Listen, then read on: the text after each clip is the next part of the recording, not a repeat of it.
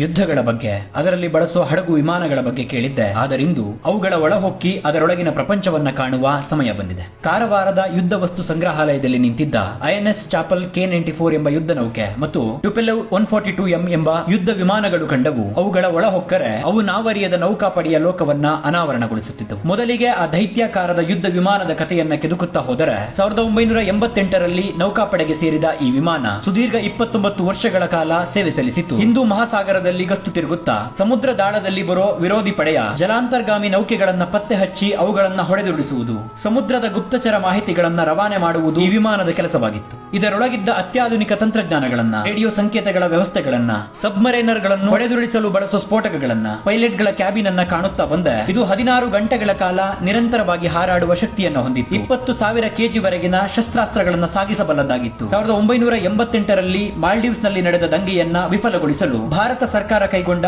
Operation cactus ನಲ್ಲಿ ಈ ವಿಮಾನ ಪ್ರಮುಖ ಪಾತ್ರ ವಹಿಸಿತ್ತು ಎಂಬುದನ್ನು ಅರಿತಿದ್ದೆ. 1988ರಲ್ಲಿ ಕಾರ್ಯಾಚರಣೆ ಶುರು ಮಾಡಿದ ಈ ವಿಮಾನಗಳನ್ನು 2017ರಲ್ಲಿ ಸೇವೆಯಿಂದ ಹಿಂಪಡೆಯಲಾಯಿತು.